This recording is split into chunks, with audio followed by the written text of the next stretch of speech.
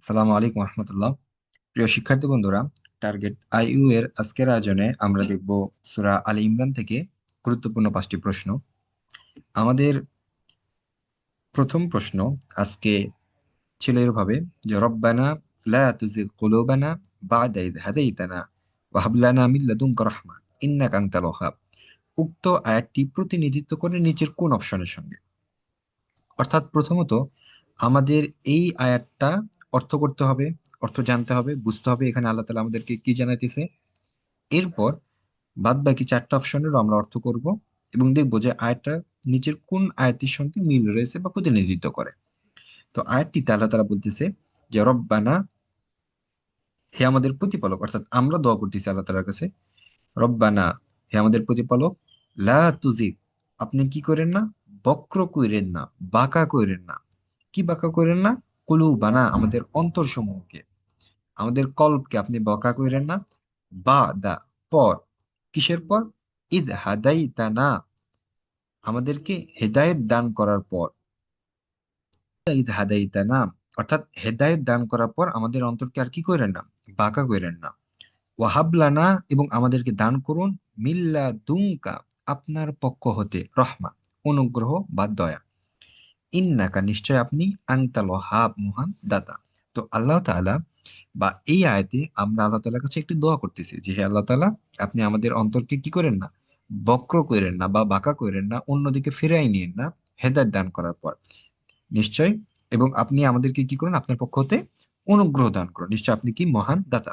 তো পরবর্তীতে আমাদের কি করতে হবে, এই 4টা অপশনের বাংলাটা আমাদেরকে দেখতে হবে। তো 1 নম্বর অপশনে বলছে হাসবি আল্লাহ, অর্থাৎ আমি কি করি, আমার জন্য কি আল্লাহ তাআলাই যথেষ্ট। হাসবুন অর্থাৎ যথেষ্ট, তো হাসবি আল্লাহ, আল্লাহ তাআলাই আমাদের জন্য কি বা আমার জন্য যথেষ্ট। লা ইলাহা ইল্লাহু, তিনি ছাড়া কোনো কিন্তু উপাস্য নেই, কোনো ইলাহ নেই। আলাইহি তাওয়াক্কালতু, আমরা কি করি, তার উপরেই ভরসা করি। অহুয়া রব্বুন, এবং তিনি হচ্ছে প্রতিপালক বা তিনি রব। আরশেল আজিম, আরশ আজিমের তিনি কিন্তু রব। তো এই আয়াতের সঙ্গে অপশনের সঙ্গে উপরে আমাদের প্রশ্নের কিন্তু কোনো, আমরা কিন্তু প্রতিনিধিত্ব করা বুঝতে পারতেছি না, অথবা কোনো মিল আমরা কিন্তু খুঁজে পাইতেছি না। কারণ আয়াতটিতে, প্রশ্নের আয়াতটিতে বলা হয়েছে যে আমাদের একটি দোয়া করা হয়েছে যে আমাদের অন্তরকে যেন পরিবর্তন না করা হয় বা বক্র না করা হয়। ঠিক আছে, কিন্তু অপশন একে বলা হয়েছে যে আল্লাহ তাআলা আমার জন্য যথেষ্ট এবং আমরা তার কি করি, তার উপরেই ভরসা করি। 2 নম্বর অপশনে বলছেন ইয়া মুকাল্লিবাল কুলুব, হে অন্তরসমূহের পরিবর্তনকারী, সাব্বিত, আপনি দৃঢ় রাখুন, কলবি, আমাদের অন্তরকে, আলা দীনিক, আপনার দিনের ওপর। তাহলে এটাও কিন্তু একটা দোয়া যে ইয়া মুকাল্লিবাল কুলুব সাব্বিত কলবি আলা দীনিক, হে আমাদের হে অন্তর সমূহের পরিবর্তনকারী, আপনি আমার অন্তরকে আপনার দিনের ওপর অটল রাখুন বা স্থির রাখুন। তো মোটামুটি খ নম্বর অপশনটা কিন্তু প্রশ্নের সঙ্গে অনেকটা মিলে যায়। কারণ প্রশ্নেও বলা হয়েছে অন্তর নেই, যে অন্তর যেন বক্র না করা হয়। আর খ নম্বর অপশনে বলা হয়েছে আমাদের অন্তরকে যেন পরিবর্তন না করা হয়। এরপর আমরা গ নম্বর অপশনটা যদি পড়ি, এখানে বলছে আল্লাহুম্মা, হে আমার আল্লাহ, লা সাহলা, কোনো কিছুই সহজ নয়, ইল্লা মা, তবে ব্যতীত, জাল তাহু সাহলান, যা আপনি সহজ করে দেন আমাদের জন্য, আপনি যা সহজ করে দেন এই ব্যতীত আর কোনো কিছু কি আমাদের জন্য সহজ না। ঘ নম্বর অপশনে বলছে যে আল্লাহুম্মা, হে আমাদের আল্লাহ, ইন্নি, নিশ্চয় আমি, আউযুবিকা, আপনার কাছে পানাহ চাচ্ছি বা আশ্রয় চাচ্ছি। কই থেকে? মিনাল হাম্মি অল হুজনি, দুঃখ, দুর্দশা বা চিন্তা পেরেশানি থেকে, দুঃখ কষ্ট থেকে আপনার কাছে কি চাচ্ছি, আমরা পানাহ চাচ্ছি বা আশ্রয় চাচ্ছি। তো সেদিকে আমরা যদি আয়াতগুলোর অর্থের দিকে খেয়াল করি তাহলে আমাদের প্রশ্নের সঙ্গে প্রশ্ন প্রতিনিধিত্ব করে কিন্তু অপশন খ এর এটা, যে ইয়া মুকাল্লিবাল কুলুব সাব্বিত কলবি আলা দীনি। এরপর আমাদের 2 নম্বর প্রশ্নে বলা হয়েছে ফামান যুহজিহা আনিন নারি ওয়া উদখিলাল জান্নাতা ফাকাদ ফাজ। প্রশ্নে বলা হয়েছে which of the following best reflects in the meaning of the verse, অর্থাৎ আয়াতটির সঙ্গে সবচেয়ে কাছাকাছি বা প্রতিনিধিত্ব করে বা প্রতিফলিত উঠে উঠে আসে নিচের কোন অপশনের ট্রান্সলেট দ্বারা। তো আয়াতের অর্থ যদি আমরা একটু খেয়াল করি, বলা হয়েছে ফামান, আর যাকে, জুহজিহা, মুক্ত করা হবে, বাঁচিয়ে দেওয়া হবে, রক্ষা করা হবে, আনি নার, আগুন হতে, ওয়া উদখিল, এবং প্রবেশ করানো হবে আল জান্নাতা, জান্নাতে, ফাকাদ ফাজ, সেই হচ্ছে সফল। তো আল্লাহ তাআলা আমাদেরকে এখানে জানাইতেছে যে যাকে আগুন হতে কি করা হবে, রক্ষা করা হবে এবং জান্নাতে প্রবেশ করানো হবে, সেই হচ্ছে সফল। তো আমাদের এখন চারটা অপশনের অর্থগুলো দেখতে হবে যে নিচের কোনটিকে এটা প্রতিফলিত হয়ে উঠছে, নিচের কোন অনুবাদে। এ নাম্বার অপশনে বলছে whoever skipped away from the fire, whoever, যা কি করা হবে, keep away from the fire, আগুন হতে বিরত রাখা হবে, দূরে রাখা হবে বা রক্ষা করা হবে, অ্যান্ড অ্যাডমিটেড ইনটু প্যারাডাইস, এবং যাকে প্যারাডাইস অর্থাৎ জান্নাতে বা বাগানে কি করা হবে, প্রবেশ করানো হবে, হ্যাজ ট্রুলি সাকসেস, সে অবশ্যই বা সে সত্যই সফল। তা আপাতত আমাদের আয়াতের সঙ্গে এটা কিন্তু আমরা মিল পেয়েছি।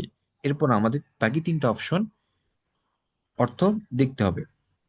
বি নাম্বার অপশন বলছে হুইভার ডাইস পিসফুলি, যে ব্যক্তি বা যে শান্তিতে মৃত্যুবরণ করলো, will surely be forgiven and honoured, সে অবশ্যই, সে অবশ্যই উইল শিওরলি বি ফরগিভেন, তাকে কি করা হবে, মাফ করা হবে, অ্যান্ড অনারেড, এবং তাকে সম্মানিত করা হবে। সি নাম্বার অপশনে বলছে only the one who avoids, একমাত্র সেই ব্যক্তি যে বিরত থাকবে, সিন্স, পাপ হতে, উইল ইন্টার প্যারাডাইস, তাকে কই কি করা হবে, তাকে জান্নাতে প্রবেশ করানো হবে, অ্যান্ড বি সেভ ফ্রম হেল, এবং তাকে জাহান্নাম থেকে মুক্ত করা হবে। ডি নম্বর অপশনে বলছি হি হু রিমেম্বার্স আল্লাহ মাচ, যে ব্যক্তি আল্লাহকে খুব বেশি স্মরণ করবে, তার জিকির করবে, উইল বি সেফ, সে অবশ্যই নিরাপদ থাকবে, ফ্রম দ্য হেল ফায়ার, আগুন হতে, অ্যান্ড উইন প্যারাডাইস, এবং জান্নাত সে জিতে নেবে বা জান্নাতে তাকে দেওয়া হবে, জান্নাত তাকে দেওয়া হবে। তো আমাদের এই আয়াতের এতটুকু অংশের ট্রান্সলেট আমরা কই পেয়েছি, আমরা কিন্তু পেয়েছি এক নাম্বার অপশনে, যে কি বলা হয়েছে, whoever skipped away from the fire, যাকে কি করা হবে, আগুন থেকে বিরত রাখা হবে বা রক্ষা করা হবে, এবং জান্নাতে প্রবেশ করাবে না, জান্নাতে প্রবেশ করানো হবে, সে হচ্ছে সফল। 3 নম্বর প্রশ্ন বলছে রব্বানা ইন্নানা সামিআনা মুনাদিয়া ইউনাদি লিল ঈমান, আয়াতে আহ্বানকারী বললে কাকে বোঝানো হয়েছে? তো আয়াতে বলতেছে যে রব্বানা, হে আমাদের প্রতিপালক, ইন্নানা, নিশ্চয় আমরা, সামিআনা, আমরা শুনেছি, মুনাদিয়া, একজন আহ্বানকারীকে, ইউনাদি, আহ্বান করতে, লিল ঈমান, ঈমানের দিকে। ঠিক আছে? তো এখানে আহ্বানকারী বলতে রাসূল সাল্লাল্লাহু আলাইহি সাল্লামকে বোঝানো হয়েছে, অর্থাৎ রাসূল সাল্লাল্লাহু আলাইহি সাল্লামকে যখন ইমানের দাওয়াত, আল্লাহর দিকে দাওয়াত দিচ্ছিলেন, তখন এই কথাটা বলা হয়েছে যে আমরা একজন আহ্বানকারীকে, মানে সত্যতা সাক্ষাৎ দিচ্ছে যে রাসূল হাসাম যে আমাদেরকে আহ্বান করেছিলেন, এই আহ্বানের আমরা সাক্ষী দিচ্ছি, আমরা শুনেছি, বা কিয়ামতের দিন, কাল কিয়ামতের দিন মানুষের এই কথাটা বলবে যে আমরা সাক্ষী দানকারী, একজন ইমানদার, ইমানের দিকে আহ্বানকারী হিসেবে আমরা একজনকে পেয়েছিলাম।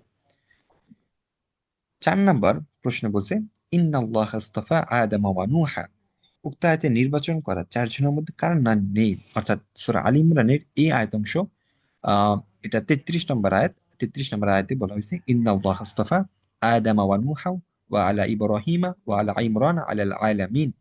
তো এই আয়াতে নির্বাচন করা যে 4 জনের নাম আমরা পড়লাম, আয়াতের কিছু অংশ দিয়েছে এবং বাকি অংশ থেকে আমাদেরকে মুখস্থ রাখতে হবে।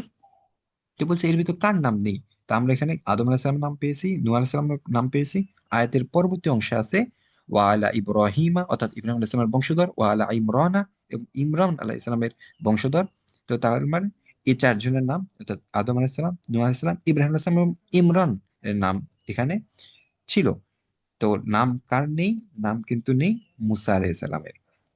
আমাদের আজকের লাস্ট প্রশ্ন, 5 নম্বর প্রশ্নে বলা হয়েছে ওয়া আতাসিমু বিহাবলিল্লাহি জামিআ, এখানে হাবলুল্লাহ বলতে কি বোঝানো হয়েছে, অর্থাৎ ওয়া আতাসিমু, আর তোমরা শক্ত করে ধরো, বিহাবলিন, রজ্জুকে, আল্লাহ, অর্থাৎ আল্লাহর রজ্জুকে, জামিয়া, তোমরা সবাই আল্লাহর রজ্জুকে দৃঢ়ভাবে আঁকড়ে ধরো। হাবলুন এর অর্থ চায়নি, চাইছে হচ্ছে হাবলুল্লাহ বলতে বুঝাইছে কি। তো বিভিন্ন তাফসীর গ্রন্থে অথবা মারফু হাদিসে এ হাবলুন বা রজ্জু বলতে কুরআনুল কারীমকে বোঝানো হয়েছে। তো প্রিয় শিক্ষার্থী বন্ধুরা, সূরা আল ইমরানের গুরুত্বপূর্ণ এই 5টা প্রশ্ন আমাদের আজকের আয়োজনে ছিল। আগামী কোনো দিন আমরা আবারও গুরুত্বপূর্ণ কিছু প্রশ্ন নিয়ে হাজির হবো ইনশাআল্লাহ। ততদিন ভালো থাকুন, সুস্থ থাকুন। আজকের মতো আমরা এখানে বিদায় নিচ্ছি। আসসালামু আলাইকুম রহমতুল্লাহ।